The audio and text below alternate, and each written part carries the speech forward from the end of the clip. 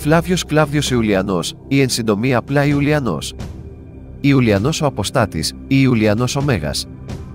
Είναι ένα εκ των πολλών αδικημένων προσώπων της ιστορίας. Ως Καίσαρας υπήρξε ικανότατος και αγαπητός από τα στρατεύματά του, ενώ στο βραχύβιο αυτοκρατορικό του βίο υπήρξε ικανότατος στις μεταρρυθμίσεις και στη στρατιωτική ανασυγκρότηση. Παρόλα αυτά, ο Ιουλιανός χαρακτηρίζεται ως παραβάτης ή αποστάτης από πολλούς μοντέρνους ιστορικούς υπέρμαχους της χριστιανικής πίστης. Δεν είναι όμως παρά ένας άτοπος και άδικος χαρακτηρισμός. Ο χαρακτηρισμός του αποστάτη δίνεται στον Ιουλιανό από τους σύγχρονους ιστορικούς και συγκεκριμένα από τον Αλεξάνδερ Βασίλιεφ και κατά επέκταση από τα ελληνικά ιστορικά βιβλία δημοτικού, γυμνασίου, λυκείου. Είναι σίγουρα τιμωτικός προς το πρόσωπο του. Από ότι αποστάτησε από την καλά οργανωμένη υποβάθμιση του ελληνικού πνεύματος στο όνομα του χριστιανισμού.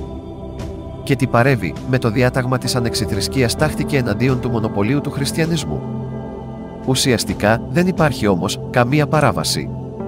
Αντιθέτως από τους προκατόχους του, ο Ιουλιανός δεν προέβησε διωγμούς κατά χριστιανών, ούτε και καταστροφές των εκκλησιών τους, αλλά ούτε εκδίωξε εθνικούς και τους τιμώρησε με τσεκούρι στο όνομα του Χριστού, όπως έκαναν πριν και μετά από αυτόν χριστιανοί κληρικοί και αυτοκράτορες.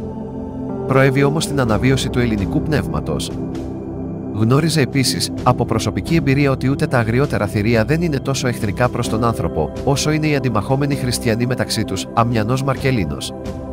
Ο Ιουλιανός είναι ο αυτοκράτορας που πολέμησε τον χριστιανισμό χωρίς διωγμούς.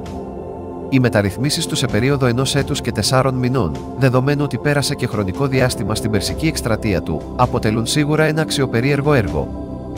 Αρχικά προχώρησε σε επιστροφές φόρων και αξιοσημείωτων ποσοτήτων χρυσού και ασημνιού σε φορολογούμενες πόλεις. Επίσης επέστρεψε εκτάσεις που είχαν δοθεί στην Εκκλησία ή κατασχεθεί από το κράτος και χάρισε πολλά χρέη. Τέλος, προσωπικά ασχολήθηκε με την υπόθεση των συγκοινωνιών που βασάνιζε πολύ τις επαρχιακές πόλεις. Στην εκπαιδευτική του μεταρρύθμιση, ο Ιουλιανός με διάταγμα στις 17 Ιουνίου του 362 απαγορεύει από τους χριστιανούς μοναχούς να διδάσκουν την αρχαία ελληνική γραμματεία. Χαρακτηριστικά ο ίδιος αναφέρει στο κατά Γαλιλαίον: αν θέλουν να διδάξουν, πρέπει πρώτα όντως να πείσουν τους μαθητές τους πως ούτε ο Όμηρος, ούτε ο Ησίωδος, ούτε κανείς από τους συγγραφείς που εξηγούν και έχουν καταδικάσει ως ασεβείς, ανόητους και πλανημένους ως προς τα θεία, είναι πραγματικά τέτοιοι. Επειδή μάλιστα αποζούν από αυτά που εκείνοι έχουν γράψει, ομολογούν ότι είναι αισχροκερδέστατοι και ότι θα υπομείνουν τα πάντα για λίγες δραχμές. Για τον Ιουλιανό, ο χριστιανισμός και η επικράτηση του, η οποία είχε άμεσο αποτέλεσμα την υποβάθμιση του ελληνικού πνεύματος, ήταν τουλάχιστον εγκληματική. Στη θρησκευτική του μεταρρύθμιση, ο Ιουλιανός διέθεσε αρκετά μεγάλο προϋπολογισμό για την επισκευή των κατεστραμμένων ναών, ενώ ίδρυσε διδασκαλία στα οποία δίδαξε τη σημασία του ελληνισμού. Διόρισε επίσης ιερείς που τέριαζαν στην πεποίθηση του Ιάμβληχου σαν ιδανικοί ιερείς. Επίσης ανακάλεσε όλους τους εξόριστους χριστιανούς επισκόπους, αιρετικούς ή μη και τους επανέστειλε στις έδρες τους, αφού τους συνάντησε στη Κωνσταντινούπολη. Κάποια στιγμή λοιπόν ο Ιουλιανός έστειλε τον προσωπικό του γιατρό και άνθρωπο της εμπιστοσύνης του Ορειβάσιο να συμβουλευτεί την Πυθία για τον καλύτερο δυνατό τρόπο αναβίωσης της έγκλης του Μαντίου. Θεωρούσε πως τα χαρμόσυνα νέα για τα μέτρα του θα είχαν φτάσει ως τους Δελφούς και ο Απόλλωνας θα είχε έναν καλό λόγο να πει για όλα αυτά. Ήταν άλλωστε ο άνθρωπος που επανέφερε τις παραδόσεις των αρχαίων Ελλήνων και ξαναζωντάνεψε το Μαντίο. Η απόκριση της Πυθίας στον τελευταίο χρησμό που έδωσε ποτέ, όπως μας τα παραδίδει ο χριστιανός ιστορικός της εποχής Φιλοστόργιος, ήταν: είπατε το βασιλεί, χάμε πέσε, δέδαλος αυλά, η και τη φίβος έχει καλύβα, ου μαντίδα δάφνην, ου παγάν λαλεούσαν, απέσβετο και λάλον είδωρ, πέστε του βασιλιά, γκρεμίστηκαν οι πλουμιστές αυλές εχάθη, δεν έχει ο φίβος πια καλύβη.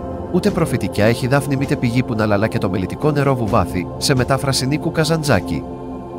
Η νεότερη ιστορική έρευνα αμφισβητεί πάντως τη γνησιότητα της μαρτυρίας του Φιλοστόριου, θεωρώντας τη χριστιανικό στρατήγημα, είτε του ίδιου του εκκλησιαστικού ιστορικού του 4ου αιώνα μετά κοινής χρονολόγησης. Το έργο του οποίου δεν διασώζεται εξάλλου, αναφέρεται απλώς αποσπασματικά σε μεταγενέστερες πηγές, είτε του βυζαντινού χρονογράφου και μοναχού Γεώργιου Κεντρινού, ο οποίος γράφει τον 11ο με 12ο αιώνα μετά κοινής χρονολόγησης, κάνοντας μια σειραφή από έργα παλαιότερων χρονογράφων και ιστοριογράφων, αμφιβόλου αξιοπιστίας, σύνοψη ιστοριών. Έστι ημάρωτε φίβος πάλιν ελεύσετε και εσαΐεσετε, θα έρθει η μέρα που ο φίβος θα επιστρέψει και θα μείνει για πάντα. Αυτός έλεγαν οι Έλληνες εθνικοί, πως ήταν ο πραγματικά τελευταίος χρησμός της Πυθίας, προφητεύοντας την επάνωδο του ελληνικού πνεύματος στα πατρόα του εδάφη. Δοσμένη σε μορφή επιγράμματος, συντάχθηκε είτε από τους Δελφίκους ιερείς, είτε από τον ίδιο τον ιατροφιλόσοφο Ορειβάσιο, με αποδέκτη τον εθνικό αυτοκράτορα. Παρά τις προσπάθειες του Ιουλιανού, ο κόσμος που ονειρευόταν να αναβιώσει δεν υπήρχε πια. Μπορεί να δήλωνε με παρησία Έλληνη μη και να απαγόρευε να τον αποκαλούν δεσπότη, κάτι ανήκουστο για Βυζαντινό αυτοκράτορα, οι απόπειρες του θα απέβαιναν ωστόσο άκαρπες. Ο ενθουσιασμός του για παλινόρθωση του ελληνικού πνεύματος αποδείχτηκε ανεδαφικός, καθώς ο χριστιανισμός είχε ήδη αποκτήσει βαθύτατα ερίσματα στην αυτοκρατορία. Το 379 μετά κοινής χρονολόγησης θα ανέβαινε εξάλλου στο θρόνο ο Θεοδόσιος ο Καρύδης, απαγορεύοντας όλες τις θρησκείες πλην της χριστιανικής και μετατρέποντας σε εκκλησίες ό,τι είχε απομείνει όρθιο από τους ναούς των Ελλήνων. Κατήργησε τους Ολυμπιακούς Αγώνες ως κάτι διαβολικό, κυνήγησε διασφαγής τους Έλληνες εθνικούς και εκτέλεσε πολλά άλλα εγκλήματα κατά των Ελλήνων, όπου σε καμία περίπτωση δεν τον κάνουν μέγαλα καρόλι, αποστάτη, παραβάτη, γενοκτόνο και γενικός εγκληματία. Τέλος, στα κοινωνικά έργα του, ο Ιουλιανός ίδρυσε ορφανοτροφία, τοχοκομεία και ξενοδοχεία, στα οποία τοποθέτησε τους αρχιερείς των επαρχιών σαν υπεύθυνους.